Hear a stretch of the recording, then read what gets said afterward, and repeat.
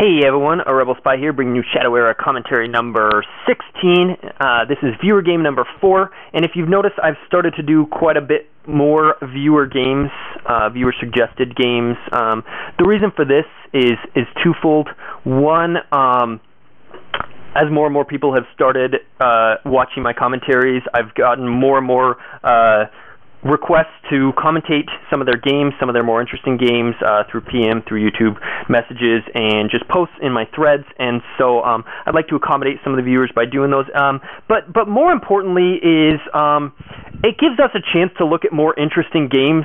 I can only play so many games in a day and commentate so many games, and I only want to pick out the most interesting ones, and so I may play 15 games, 20 games, and then decide, oh, that one was pretty good, let me commentate that. Whereas when I've got a bunch of viewers playing 15 and 20 games apiece, and they pick out one, I'm going to have, and they pick out the best ones, I'm going to have a lot more ones to choose from them than I will from my own games. I do kind of like to commentate my own games because I obviously have a little bit more insight into the game, having played it myself.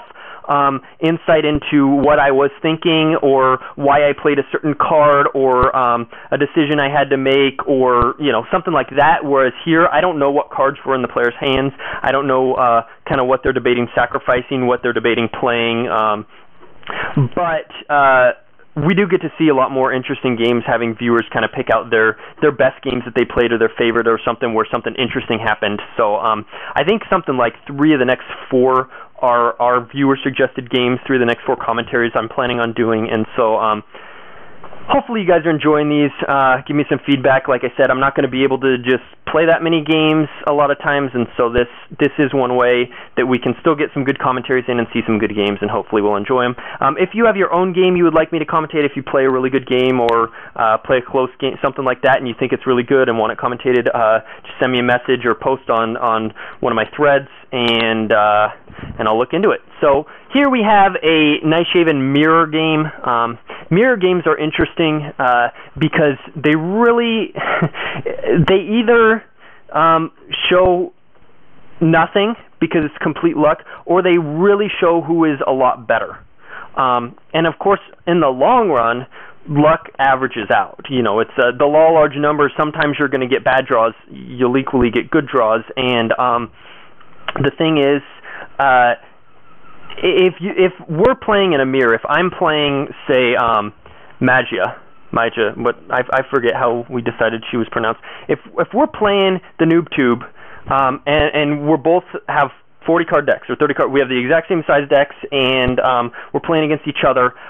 One of us could just get really good draws early on. We get the turn 1 Fire Snake, turn 2 Brutalist, turn 3 Infernal, turn 4 Chimera, turn 5 Plasma, and then just dominate board control and just rain down a bunch of burn and just win the game. Then it doesn't tell you a whole lot. But if you play that same matchup over and over, the good player's going to win the mirror matchup. They're going to make better decisions on which cards to sacrifice. They're going to make better decisions on when do I go for the hero, when do I go for the allies. They're going to make better decisions when they have a 6-drop and they go, do I drop my 1 Plasma and leave a resource unused, or do I drop an Infernal and a Medusal? Which of those would be the better play here, the 1 Plasma or the 2 3-drop heroes, or 3-drop allies? So making these crucial decisions kind of is magnified in a mirror matchup. And so watching mirror matchups kind of gives us an insight into which player kind of played better, and which strategy kind of worked better. So here we're going to have some Nishaven matchup. I'm assuming we're going to see some burn and things like that. So we've got the guy who went first did not have anything for a 2-drop, but the guy who went second goes ahead and plays a Blake, and then we see a rain delay, so that Blake's not going to get to do much. So we know from, let's see, the top player is named T-Mac. He played the rain delay. We know, and he plays an Arcane Burst here to kill the Blake. We know we're going to see some delay and burn from him. Obviously, if you see a turn 3 rain delay, you immediately know what to expect from that deck. Then our other player, Fallon, F-A-A-L-U-N, Fallon, let's say Fallon. He played a Bazaar and a Blake, and now an Alden. We don't quite know as much what to expect from him without... he could be playing a more ally-heavy. We see a second Rain Delay come out, and a Research coming from Fallon. And he's going to just draw with that because he is an extra resource. They're 2 extra. It's not going to help him at all because his hand size will be maxed from Bazaar. And a Voice of Winter comes out, and then Nishaven goes ahead and wipes the board with his ability. So now, this is interesting. When you are Fallon here, the bottom Nishaven player, and a Voice of Winter comes out, you're kind of at a dilemma. If you've got both burn and allies in your hand. Your dilemma, and here he does go ahead and play a fireball, your dilemma is that any ally that comes out is going to... my phone's going off, I'll ignore it. Any ally that's going to come out is going to be frozen for 2 turns. But after that, he's going to get to start whacking away at the hero and eventually getting rid of that staff. So playing an ally here, in my opinion, would be better because you'll let it be frozen for a few turns, but then you'll get to start whacking away at the staff. Of course, by that time, Nishaven will have built up some more of his ability to clear the board, but when he played that staff, he also knocked himself down to 0. So playing an ally right here would be ideal.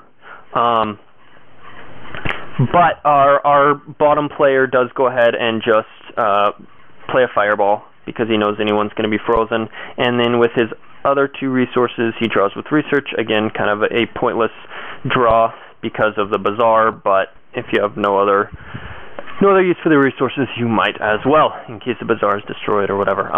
And T-Mac plays a fireball and hits the other Nishaven. Of course, probably doesn't have too many of his own allies with that Voice of Winter. So at this point, I really think Falloon, whatever, needs to get some allies out. The problem is, and we know he has multiple because he's already played Blake and Alden. The problem is, if you know your opponent's deck, we've seen 2 Rain Delays, a Voice of Winter, a Fireball, and an Arcane Burst. Those are the only 5 cards we've seen from T-Mac. All of those just say burn, burn, burn, burn. We don't see any ally. We haven't seen anything that indicates anything else. If you're this bottom Falloon player, you've got to assume he's got more burn cards than you. He's got more ways of doing damage, that you're not going to be able to outburn him fast enough. Possibly because we do have 40-card decks facing off. Actually, I think the bottom one was slightly over 40. It was, let's see, 20, 32, 43 cards. And the top one, it looks like, is 40. But there's going to be, it's going to be hard to match up against his burn when your deck is packed half with allies and his isn't. And so he does have the Research to help.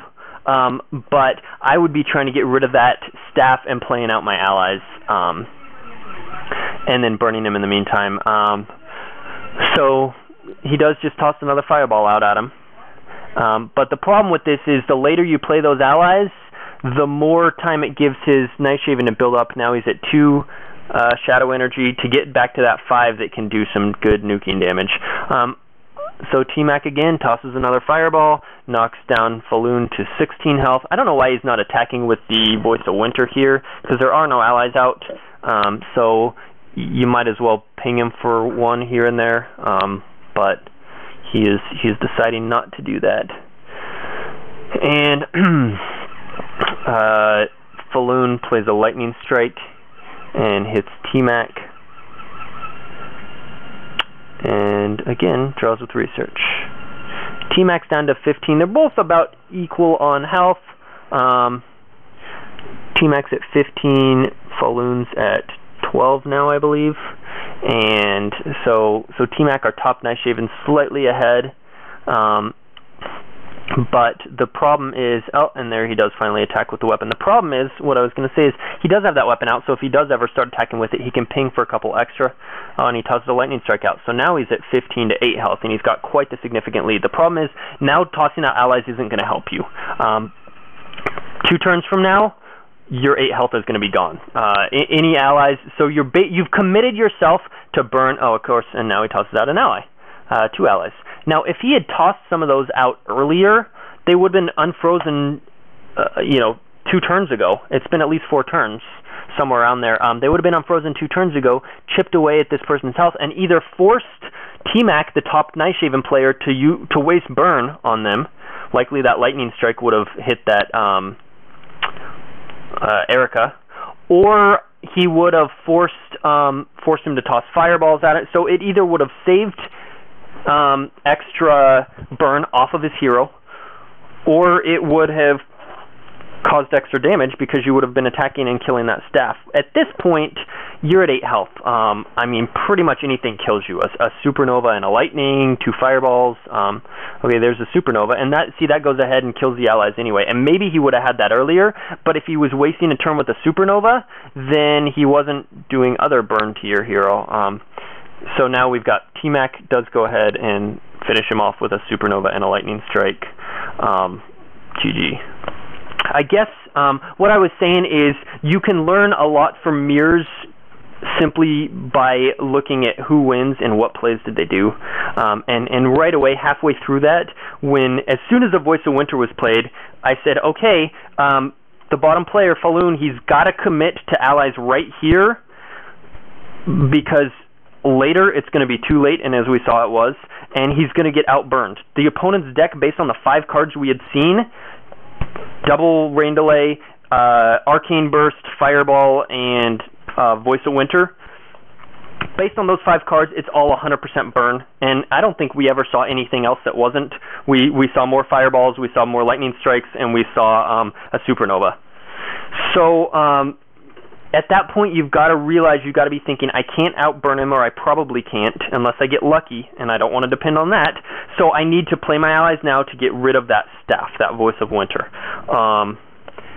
And of course it didn't happen, and so our top player, T-Mac, kind of executed his plan to perfection of getting the board cleared, getting out that Voice of Winter, and then just burning him to death. And sometimes that can be tricky in the mirror matchups, because sometimes luck does play a role, like I mentioned earlier, but if you execute your game plan perfectly over the long run, you're gonna win a lot more than you lose if you've got that good game plan. So well played, and I hope you guys enjoyed that matchup.